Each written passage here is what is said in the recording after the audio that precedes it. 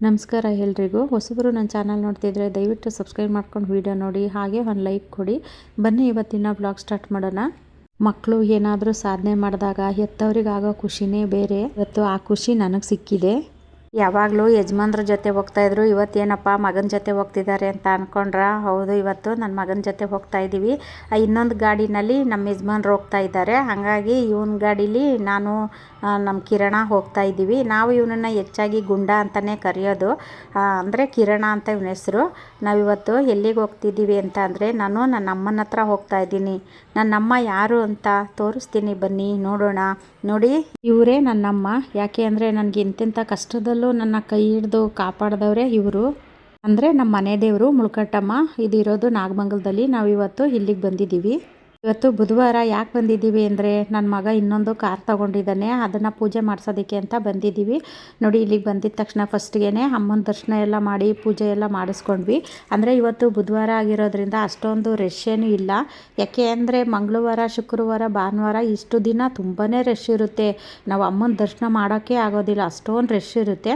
ಇವತ್ತಂತೂ ಅಷ್ಟೊಂದು ರಶ್ ಏನಿಲ್ಲ. ನನ್ನ ಅಮ್ಮನ ಇವತ್ತು ಕಣ್ತುಂಬ ತುಂಬಿಕೊಂಡು ನೋಡಿದ್ದಾಯಿತು. ಯಾಕೆಂದರೆ ನಮ್ಮದು ಏನೇ ಒಂದು ಯಶಸ್ವಿನೇ ಕಾರಣ ಅಂದರೆ ಈ ನನ್ನ ಅಮ್ಮನೇ. ನೋಡಿ, ಇವತ್ತು ರಶ್ ಏನಿಲ್ಲ. ಅದು ಮಂಗಳವಾರ, ಶುಕ್ರವಾರ, ಭಾನುವಾರ ಅಂತೂ ನಾವು ಈ ಥರ ವೀಡಿಯೋ ಮಾಡೋಕ್ಕೆ ಆಗೋದಿಲ್ಲ, ಅಷ್ಟೊಂದು ರಶ್ ಇರುತ್ತೆ. ಇವತ್ತಂದರೂ ಫುಲ್ಲು ಫ್ರೀ ಇತ್ತು. ನೋಡಿ, ಇಲ್ಲಿ ಹೊರಗಡೆನೂ ಅಷ್ಟೇ ಅಂಗಡಿಗಳು ಏನು ಜಾಸ್ತಿ ಎಲ್ಲ ತೆಗೆದಿಲ್ಲ, ಒಂದು 2 ಅಂಗಡಿ ಮಾತ್ರ ಇಟ್ಕೊಂಡಿದ್ರು ಅಷ್ಟೇ. ಅಂದರೆ ಅಲ್ಲೇನು ನಾವೇನು ಹೆಚ್ಚಿಗೆ ತಗೊಳ್ಳಿಲ್ಲ, ಅಂದರೆ ನಾವು ಇಲ್ಲಿಂದನೇ ತಗೊಂಡೋಗಿದ್ವಿ. ಈ ಒಳಗಡೆ ದರ್ಶನ ಎಲ್ಲ ಮುಗಿಸಿ ಪೂಜೆ ಎಲ್ಲ ಮುಗಿಸ್ಕೊಂಡು ನಾವು ಹೊರಗಡೆ ಬಂದು, ನೋಡಿ ಈಗ ನನ್ನ ಮಗ ಅದು ಕಾರ್ಗೆ ಹಾರ ಎಲ್ಲ ತಂದಿದ್ನಲ್ಲ, ಹಾರ ಎಲ್ಲ ಹಾಕಿ ರೆಡಿ ಮಾಡ್ತಾ ಇದ್ದಾನೆ. ಅಂದರೆ ಒಟ್ಟಿಗೆ ಅವನ ಕಾರು ಮತ್ತು ಇನ್ನೊಂದು ತಗೊಂಡನಲ್ಲ, 2 ಕಾರಿಗೂ ಪೂಜೆ ಮಾಡಿಸೋಣ ಅಂದ್ಬಿಟ್ಟು ಒಟ್ಟಿಗೆ ತಗೊಬಂದಿದ್ದಾನೆ. ಈ ಹುಡುಗ ಇನ್ನೊಂದು ಕಾರ್ ತಗೊಂಡಿದ್ದಾನಲ್ಲ, ಆ ಕಾರ್ಗೆ ಡ್ರೈವರ್ ಹುಡುಗ.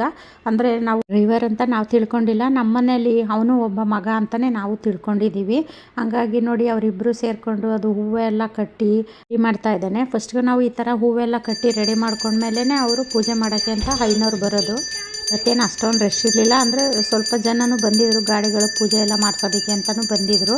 ಬೈಕ್ಗಳು ಮತ್ತು ಅವೆಲ್ಲ ತೊಗೊಂಡು ಬಂದಿದ್ದರು. ಅವರೆಲ್ಲ ಪೂಜೆ ಮಾಡಿಸ್ಕೊಂಡು ಹೋದ್ಮೇಲೆ ನಮಗೆ ಇಲ್ಲಿ ಸ್ವಲ್ಪ ಜಾಗ ಸಿಕ್ತು. ಹಾಗಾಗಿ ನಮಗೆ 2 ಗಾಡಿ ಒಟ್ಟಿಗೆ ಹಾಕೋದಕ್ಕೆ ಅನುಕೂಲ ಆಯಿತು. ನೋಡಿ, 2 ಗಾಡಿನೂ ಒಟ್ಟಿಗೆ ಹಾಕ್ಬಿಟ್ಟು ಪೂಜೆ ಮಾಡಿಸ್ತಾ ಇದ್ದೀವಿ. ಮಕ್ಕಳು ಈ ಥರ ಒಳ್ಳೆ ಬುದ್ಧಿ ಕಲ್ತ್ಕೊಂಡು ಏನಾದರೂ ಒಂದು ಸಾಧನೆ ಮಾಡಿದಾಗ ಹೆತ್ತವರಿಗಾಗೋ ಖುಷಿನೇ ಬೇರೆ ಅಲ್ವಾ.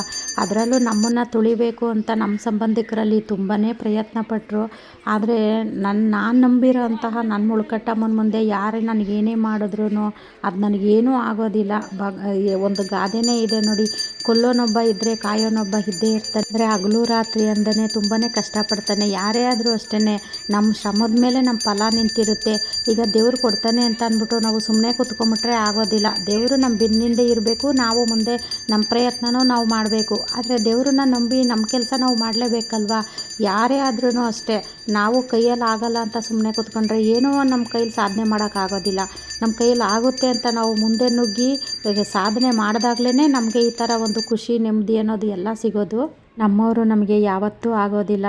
ಹೊರಗಡೆಯವರು ನಮ್ಮನ್ನು ನೋಡಿ ಅಯ್ಯೋ ಅಂತಾರೆ. ಯಾಕೆಂದರೆ ನೀವು ಎಷ್ಟೊಂದು ಕಷ್ಟ ಎಲ್ಲ ಪಡ್ತೀರಾ ಅಂತ ತುಂಬಾ ನಮಗೆ ಒಳ್ಳೆಯದನ್ನು ಬಯಸ್ತಾರೆ. ಆದರೆ ನಮ್ಮವರೇ ನಮಗೆ ಕೆಟ್ಟದ್ದನ್ನು ಬಯಸ್ತಾರೆ. ಯಾರೇನೇ ಕೆಟ್ಟದ್ದನ್ನು ಬಯಸಿದ್ರು ಭಗವಂತ ನಾನೊಬ್ಬ ಇದ್ದೇ ಇರ್ತಾನೆ ಅಲ್ವಾ. ಅಂದರೆ ನನ್ನ ಜೀವನದಲ್ಲಿ ತುಂಬಾ ಅನುಭವ ಆಗ್ಬಿಟ್ಟಿದೆ, ತುಂಬಾ ಕಷ್ಟಗಳನ್ನ ನೋಡಿದ್ದೀನಿ. ಯಾಕೆಂದರೆ ನಮ್ಮವರೇ ನನಗೆ ಶತ್ರುಗಳಾಗಿ, ಅದರಲ್ಲೂ ನನ್ನ ಹತ್ರ ಎಲ್ಪೆಲ್ಲ ತಗೊಂಡು ನಮಗೇನೆ ಮೋಸ ಮಾಡಿದ್ರು. ಅದರಲ್ಲೂ ನನ್ನನ್ನು ಎತ್ತವರೇ ಎಂತೆಂಥ ಮಾತೆಲ್ಲ ಅಂದರು. ನಿನ್ನ ಗಂಡನ ತಿನ್ನ, ನಿನ್ನ ಮಕ್ಕಳು ತಿನ್ನ, ನೀನು ಉದ್ಧಾರ ಆಗಲ್ಲ, ನೀನು ಹಾಳಾಗೋಯ್ತೀಯಾ ಅಂತಲೂ ಅಂದರು. ನಾನು ಒಳ್ಳೇದು ಮಾಡೋಕ್ಕೆ ಹೋಗಿದ್ದಕ್ಕೆ ನಾನು ಈ ಥರ ಎಲ್ಲ ಅನ್ನಿಸ್ಕೋಬೇಕಾಯ್ತು. ಏನೂ ಮಾಡೋಕ್ಕಾಗೋದಿಲ್ಲ. ಆವಾಗಲೇ ನಾನು ಹೇಳ್ದಂಗೆ ನನ್ನಲ್ಲಿ ಒಂದು ಒಳ್ಳೆತನ ಇತ್ತು ಅಂದರೆ ಭಗವಂತ ನನ್ನೆಲ್ಲಾದರೂ ಕಾಪಾಡ್ತಾನೆ ಅನ್ನೋದೊಂದು ನಂಬಿಕೆ ನನಗೈತೆ ಅಷ್ಟೇ. ಅವರು ಇನ್ನೋರು ಪೂಜೆ ಎಲ್ಲ ಮಾಡಿ ಹೋದರು. ಇವಾಗ ನನ್ನ ಮಗ ಮಾಡ್ತಾ ಇದ್ದಾನೆ. ಮುನ್ನ ತುಳಿಬೇಕು ಅಂತ ಆಸೆ ಪಟ್ಟವ್ರ ಮುಂದೆ ನನ್ನ ಮಗ ಬೆಳೆದು ನಿಂತನಲ್ಲ, ಅದೇ ನನಗೆ ಖುಷಿ. ನಾವು ಶ್ರಮ ಪಟ್ಟಂಗೆಲ್ಲ ನಮಗೆ ಅದರಿಂದ ನಮಗೆ ಫಲ ಅನ್ನೋದು ಸಿಕ್ಕೇ ಸಿಗುತ್ತೆ. ನಾನು ಊರಲ್ಲಿ ಹೋಗಿ ಸೆಟ್ಲಾಗೋಣ ಅಂತ ಅಂದ್ಕೊಂಡಿದ್ದೆ. ಅಂದರೆ ನಮ್ಮ ಅಮ್ಮರ ಊರಿಗೆ ಹೋಗೋಣ ಅಂತ ನಾನು ಅಂದ್ಕೊಂಡಿದ್ದೆ. ಯಾಕೆ ನಾನು ಅಮ್ಮನ ಮನೆಗೆ ಹೋಗಬೇಕು ಅಂದ್ಕೊಂಡಿದ್ದೆ ಅಂದರೆ, ನಮ್ಮವ್ವ ಒಂದೇ ಇರುತ್ತೆ, ಅಡುಗೆ ಎಲ್ಲ ಏನು ಮಾಡ್ಕೊಳೋದಿಲ್ಲ. ಅದರಲ್ಲೂ ಏಜಾಗಿರೋದ್ರಿಂದ ಮಾಡ್ಕೊಳಕ್ಕಾಗಲ್ವಲ್ಲ. ನಾನು ಅಲ್ಲಿ ಹೋಗಿತ್ತು ಅಂದರೆ ಅನುಕೂಲ ಆಗುತ್ತೆ ಅನ್ನೋದಕ್ಕೋಸ್ಕರ ನಾನು ಹೋಗೋಣ ಅಂದ್ಕೊಂಡಿದ್ದೆ. ನಾನು ಬರ್ತೀನಿ, ಅಲ್ಲಿರ್ತೀನಿ ಅಂತ ಕೇಳಿದ್ದಕ್ಕೇ ನಮ್ಮವ್ವ ಬಾಯಿಗೆ ಬಂದಂಗೆಲ್ಲ ಬೈತು, ಕೆಟ್ಟ ಕೊಳಕ ಎಲ್ಲ ಬೈತು. ಆವಾಗಲೇ ಹೇಳ್ದಂಗೆ ನಿನ್ನ ಗಂಡನ ತಿನ್ನ, ನಿನ್ನ ಮಕ್ಕಳು ತಿನ್ನ, ನೀನು ಉದ್ಧಾರ ಆಗಲ್ಲ, ನೀನು ಹಾಳಾಗೋಯ್ತೀಯ ಅಂತ ಎಲ್ಲ ಅಂದರು. ಅವರಂದ್ರೂ ನನಗೇನು ತಟ್ಟಲ್ಲ, ಯಾಕೆಂದರೆ ನಾನು ಯಾರಿಗೂ ಕೇಡಂತೂ ಬಯಸಿಲ್ಲ. ನಾನು ಇದುವರೆಗೂ ಎಲ್ರಿಗೂ ಒಳ್ಳೆಯದೇ ಬಯಸಿದ್ದೀನಿ. ಅದು ಭಗವಂತನೂ ಗೊತ್ತು ನಾನು ಒಳ್ಳೇದು ಬಯಸಿದ್ದೀನೋ ಇಲ್ವೋ ಅಂತ. ಹಂಗಾಗಿ ನನಗೆ ಅವ್ರೇನಂದ್ರೂ ನನಗೇನು ತಗೊಳ್ಳೋದಿಲ್ಲ. ರೀತಿಲಿ ನಾನು ಅಲ್ಲಿ ಹೋಗ್ದಿರೋದೇ ಒಳ್ಳೆಯದೇ ಆಯಿತು ಅಂತ ಅನ್ಕೋಬೇಕು. ಯಾಕೆಂದರೆ ನನಗೆ ದೇವ್ರು ಅಲ್ಲೂ ತಡೆದವನೇ. ಯಾಕೆ ಅಂದರೆ ಅಲ್ಲಿಗೆ ಹೋಗಿದ್ದಿದ್ರೆ ನಾನು ಇಷ್ಟೆಲ್ಲ ನಾನು ಏನು ಕೆಲಸ ಮಾಡೋಕ್ಕೂ ಆಗ್ತಾ ಇರಲಿಲ್ಲ. ಮತ್ತು ನಾನು ಇವಾಗ ಒಂದು ಬಿಸ್ನೆಸ್ ಸ್ಟಾರ್ಟ್ ಮಾಡಿರೋದು ಅದನ್ನು ಮಾಡೋಕ್ಕೆ ಆಗ್ತಾ ಇರಲಿಲ್ವೇನೋ. ಅದಕ್ಕೆ ನನಗೆ ಭಗವಂತ ಅಲ್ಲಿಗೆ ಹೋಗಬೇಡ ಅಂತ ನನಗೆ ದಾರಿ ಬಿಟ್ಟಿಲ್ಲ ಅಂತ ನನಗೆ ಇವಾಗ ಅಂತ ಅನ್ನಿಸ್ತೈತೆ. ಒಂದಾದರೂ ಅಷ್ಟೇ ಆಗೋದೆಲ್ಲ ಒಳ್ಳೇದಕ್ಕೆ ಅಂತಲೇ ಅಂದ್ಕೋಬೇಕು ನಾವು.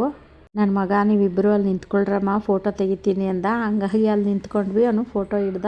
ಇದುವರೆಗೂ ನಾನು ಯಾರಿಗೂ ಏನು ಕೆಡಕ್ಕೆ ಬಯಸಿಲ್ಲ. ನಾನು ನಿಮಗೆ ಹೇಳೋದು ಅಷ್ಟೇ, ಬೇರೆಯವರಿಗೆ ಒಳ್ಳೇದು ಮಾಡೋಕ್ಕಾಗಿಲ್ವಾ, ಕೆಡಕಂತೂ ಮಾಡೋಕ್ಕೆ ಹೋಗಬೇಡಿ. ಒಂದು ವೇಳೆ ನಿಮಗೆ ಅವ್ರು ಕೆಡಕ್ಕೆ ಮಾಡಿದ್ರು ಅವ್ರು ಮಾಡಿದ ಕೆಡಕು ಅವರೇ ಉಳಿಸ್ತಾರೆ. ಯಾಕೆಂದರೆ ನಾನು ಇದನ್ನೆಲ್ಲ ತುಂಬಾ ಅನುಭವಿಸ್ಬಿಟ್ಟಿದ್ದೀನಿ. ಹಾಗಾಗಿ ಅದನ್ನು ಹೇಳಿದೆ ಅಷ್ಟೇ.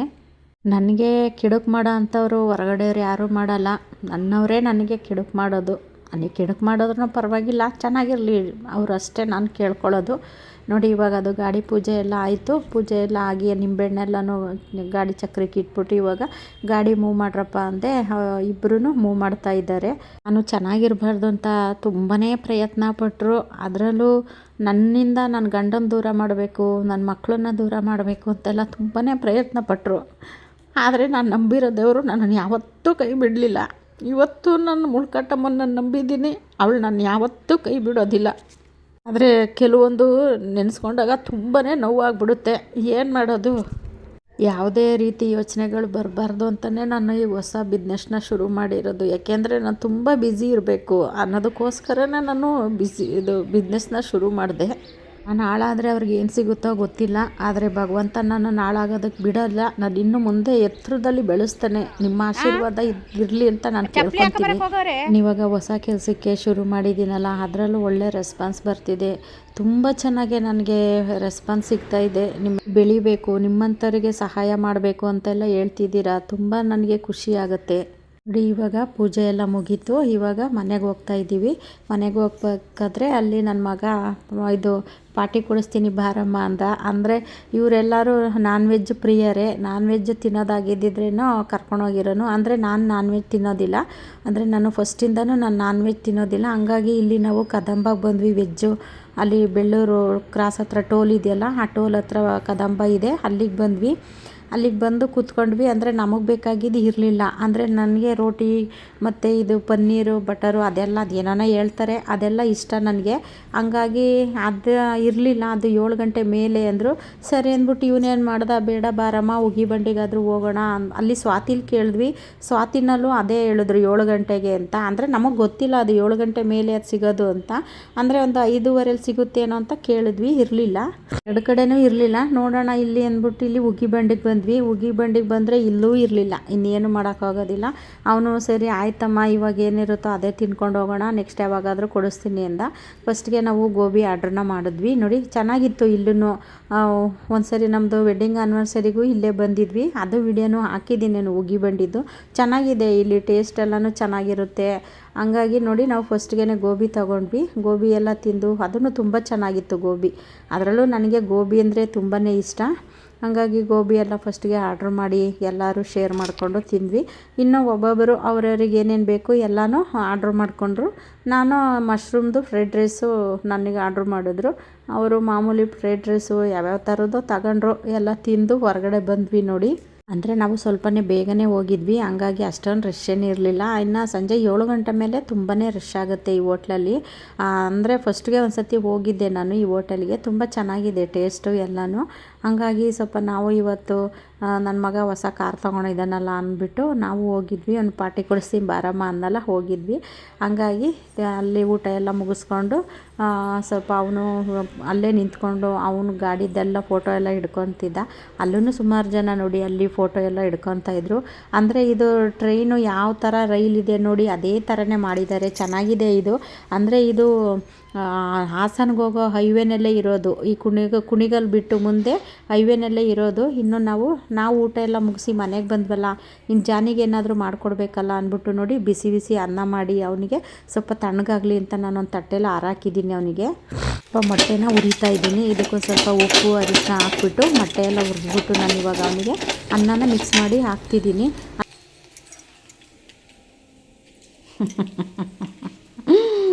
ಪೊಲ್ಲಿ ಗುಂಟುಮಣಿ ಗುಂಟಣ್ಣ ಮಾಡ್ತಾಯಿದ್ದೀನಿ ತಡಿ, ಅಡುಗೆನ ಮಾಡ್ತಾಯಿದ್ದೀನಿ ನಿಂಗೋಸ್ಕರ, ಊಟ ಮಾಡಿಬಿಡುವೆ.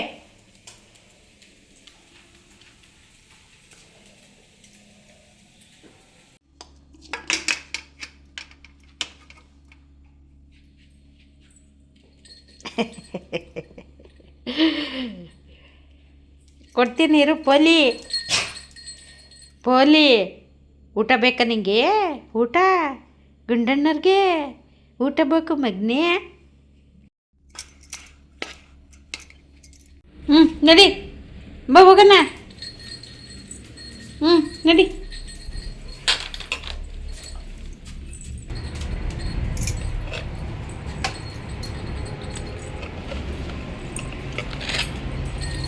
ಇರು ಇಲ್ಲ ಹೊಡಿತೀನೀಗ, ಇಲ್ಲ ಇರು, ನಡಿ ತಡಿ ಚೆಲ್ತೀನಿರು.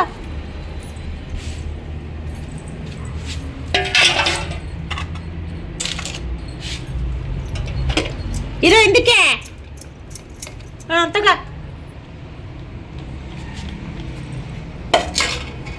ಊಟ ಹಾಕ್ಬಿಟ್ಟು ಬಾ ಊಟ ಮಾಡು ಅಂದಾಗಲೇ ಅವ್ನು ಬರೋದು. ಅಲ್ಲಿವರೆಗೂ ಅವ್ನು ಬಂದು ಮುಟ್ಟೋದಿಲ್ಲ.